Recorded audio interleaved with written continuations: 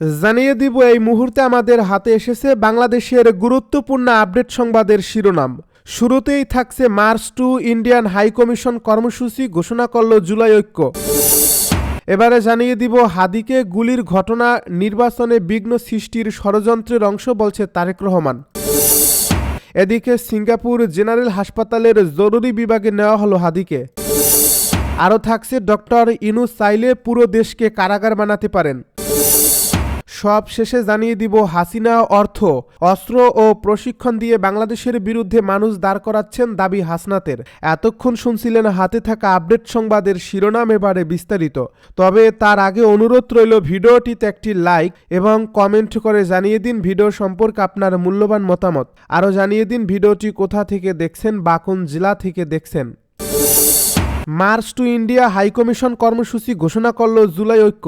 জুলাই অভ্যুত্থানে মানবতা বিরোধী অপরাধে দণ্ডপ্রাপ্ত পলাতক সাবেক প্রধানমন্ত্রী শেখ হাসিনা সহ ভারতে আশ্রিত সব আসামিকে ফিরিয়ে দেওয়ার দাবি এবং ভারতীয় প্রক্সি রাজনৈতিক দল, মিডিয়া লীগ ও সরকারি কর্মকর্তাদের অব্যাহত ষড়যন্ত্রের প্রতিবাদে মার্চ টু ইন্ডিয়া হাইকমিশন কর্মসূচি ঘোষণা করছে জুলাই ঐক্য।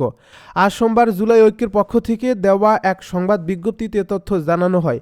এ বিজ্ঞপ্তিতে বলা হয়, খুনি হাসিনা সহ সব খুনিকে দেশে ফিরিয়ে দেওয়া এবং ভারতীয় প্রক্সি রাজনৈতিক দল, মিডিয়া লীগ ও সরকারি কর্মকর্তাদের অব্যাহত ষড়যন্ত্রের প্রতিবাদে মার্চ টু ইন্ডিয়া হাইকমিশন কর্মসূচি পালন করবে 24-এর গণ অভ্যুত্থানের স্পিরিট ধারণ করা ঐক্যবদ্ধ মোর্চা জুলাই ঐক্য। জানানো হয়, আগামী 17 ডিসেম্বর বিকেল 3টায় রামপুরা ব্রিজ থেকে শুরু হবে এ কর্মসূচি। এ কর্মসূচিতে অংশগ্রহণ করবে দেশপ্রেমিক বাংলাদেশপন্থী সাবেক সেনা কর্মকর্তাদের একটি অংশ, জাকসুর একাধিক নেতা, বিশ্ববিদ্যালয়, কলেজ, মাদ্রাসা ও স্কুল, বিভিন্ন প্রতিষ্ঠানের সর্বস্তরের মানুষ। কর্মসূচির নেতৃত্বে থাকবে জুলাই ঐক্যের সংগঠকগণ।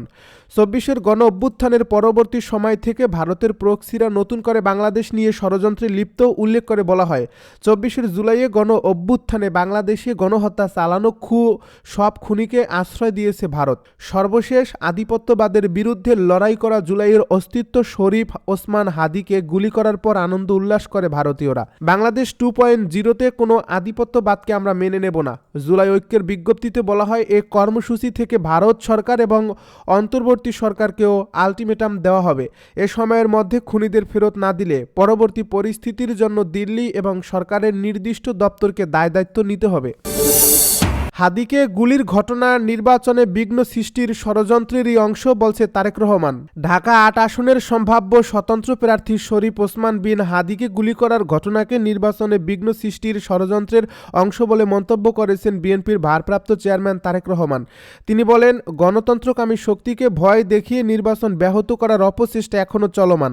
সোমবার বিকেলে বিজয় দিবস উপলক্ষে রাজধানীর রমনার ইঞ্জিনিয়ার্স ইনস্টিটিউশন মিলনায়তনে বিএনপি আয়োজিত আলোচনা সভায় ভার্চুয়ালি যুক্ত হয় প্রধান অতিথির বক্তব্যে তিনি এসব কথা বলেন। তারেক রহমান বলেন, বাংলাদেশের জনগণ সাক্ষী, শর্তের পর শর্ত জুড়ে দিয়ে নানা অজুহাতে একটা স্বার্থবিরোধী চক্র বারবার নির্বাচন অনুষ্ঠানের পথে বাধা সৃষ্টি করছে। সব বাধা উপেক্ষা করে দীর্ঘ 1.5 দশকের বেশি সময় পর নির্বাচন কমিশন জনগণের কাঙ্ক্ষিত জাতীয় নির্বাচনের তারিখ ঘোষণা করছে। সবাইকে সতর্ক থাকার আহ্বান জানিয়ে তিনি বলেন, ষড়যন্ত্র এখনও থেমে নেই। গণতন্ত্রের পক্ষের সাহসী সন্তান ও ওসমান হাদিকে গুলি করার ঘটনা সেই ষড়যন্ত্রেরই অংশ। একজন রাজনৈতিক কর্মী হিসেবে আমার মনে কয়েকটি প্রশ্ন এসেছে, আর সেই প্রশ্নগুলোর উত্তরেই ঘাতকদের চরিত্র স্পষ্ট হয়ে উঠবে। তিনি প্রশ্ন তুলে বলেন, 1. বর্তমান অন্তর্বর্তীকালীন সরকার ব্যর্থ হলে কারা খুশি হবে? 2. নির্বাচন ছাড়াই যদি এই সরকার বহাল থাকে কারা লাভবান হবে? 3. জনগণের ভোটে সরকার গঠিত না হলে কাদের স্বার্থ রক্ষা পায়? আমি বিশ্বাস করি এই প্রশ্নগুলোর উত্তরেই হাদির ঘাতকেরা লুকিয়ে আছে। স্বাধীনতা ও গণতন্ত্রের শত্রুরা এখানেই ঘাপটি মেরে রয়েছে।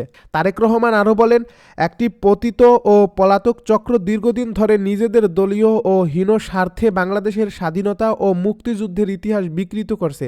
স্বাধীনতার ইতিহাসকে দলীয় ইতিহাসে পরিণত করার অপচেষ্টা অতীতেও হয়েছে।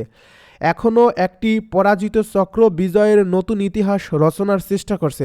তিনি বলেন, এবারের বিজয় দিবসে আমাদের অঙ্গীকার প্রতিশোধ নয়, বরং প্রতিটি মানুষের ঘরে বিজয়ের সুফল পৌঁছে দিয়ে একটি সমৃদ্ধ ও গণতান্ত্রিক বাংলাদেশ গড়ে তোলা।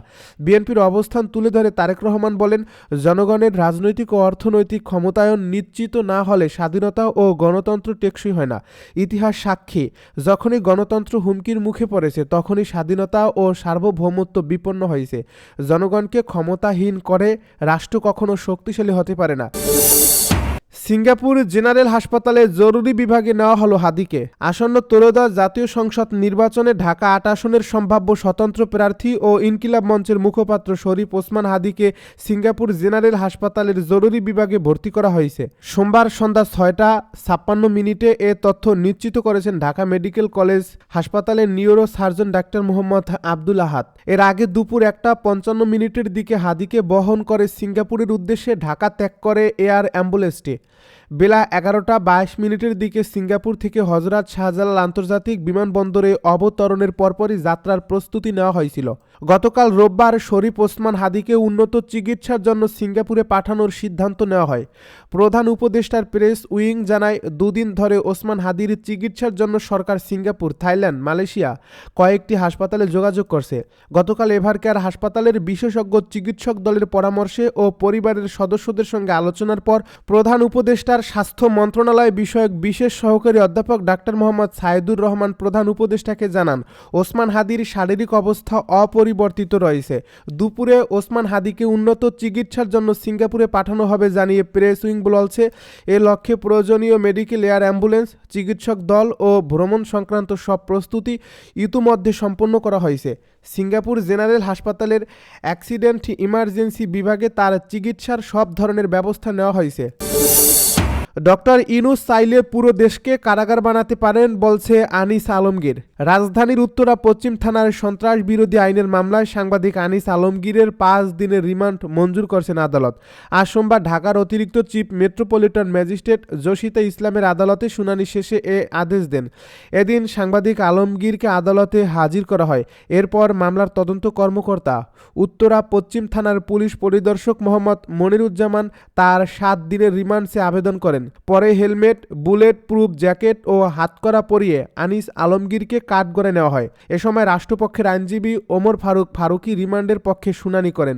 অন্যদিকে আসামি পক্ষে আইনজীবী তাইবুর রহমান তার রিমান্ড বাতিল চেয়ে শুনানি করেন। শুনানি চলাকালে সাংবাদিক আনিস আলমগীর আদালতের অনুমতি নিয়ে বলেন, আমি একজন সাংবাদিক, ইরাক ও আফগান যুদ্ধ কভার করেছি, তালেবান আমাকে আটক করেছিল, তখন থেকে আমার মৃত্যুর ভয় চলে যায়। বেগম খালেদা জিয়ার আমলে কথা বলেছি, আওয়ামী লীগের সময়ও কথা বলে এসেছি, ডক্টর ইউনূসের আমলেও কথা বলেছি, বলে যাব। পরবর্তীতে যারা আসবেন তখনও এভাবেই কথা বলে যাব।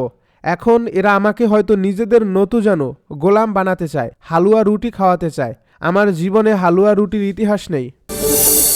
হাসিনা অর্থ, অস্ত্র ও প্রশিক্ষণ দিয়ে বাংলাদেশের বিরুদ্ধে মানুষ দাঁড় করাচ্ছেন দাবি হাসনাতের। হাসিনা অর্থ, অস্ত্র ও প্রশিক্ষণ দিয়ে বাংলাদেশের বিরুদ্ধে মানুষ দাঁড় করাচ্ছে বলে মন্তব্য করেছেন জাতীয় নাগরিক পার্টির দক্ষিণাঞ্চলের মুখ্য সংগঠক হাসনাত আবদুল্লাহ। সোমবার শহীদ মিনারে ইনকিলাব মঞ্চ আয়োজিত ওসমান হাদিকে হত্যা চেষ্টায় সর্বদলীয় প্রতিরোধ সমাবেশে তিনি এ মন্তব্য করেন। হাসনাত আবদুল্লাহ বলেন, সাবেক প্রধানমন্ত্রী শেখ হাসিনা এবং তার পৃষ্ঠপোষকেরাও অর্থ, অস্ত্র ও প্রশিক্ষণ দিয়ে বাংলাদেশের বিরুদ্ধে মানুষ দাঁড় করাচ্ছেন। ক্ষমতা, গদি ও মন্ত্রণালয়ের লোভে যারা দিল্লিকে কেবলা বানিয়েছে তারা বাংলাদেশের স্বাধীনতা তৃতীয়বারের মতো বিক্রি করে দেওয়ার প্রস্তুতি নিচ্ছে। তিনি বলেন, যারা দেশে বিশৃঙ্খলা সৃষ্টি করছে, নির্বাচন বানচাল করতে চায়, ওসমান হাদিকে হত্যার সঙ্গে জড়িত, এমনকি সীমান্তে বাংলাদেশি ভাই বোনদের ঝুলিয়ে রাখছে, তাদের পৃষ্ঠপোষকতা করছে ভারত। এই নেতা বলেন, ভারতকে স্পষ্ট ভাষায় জানাতে চাই, যারা বাংলাদেশের সার্বভৌমত্ব, সম্ভাবনা, ভোটাধিকার ও মানবাধিকারকে বিশ্বাস করে না, যারা এ দেশের সন্তানদের উপর আস্থা রাখে না, আপনারা যেহেতু তাদের আশ্রয় প্রশ্রয় দিচ্ছেন, তাই বাংলাদেশের পক্ষ থেকে ভারতের সেপারেটিস্টদের আশ্রয় দিয়ে 7 সিস্টার্সকে ভারত থেকে আলাদা করে দেওয়া হবে।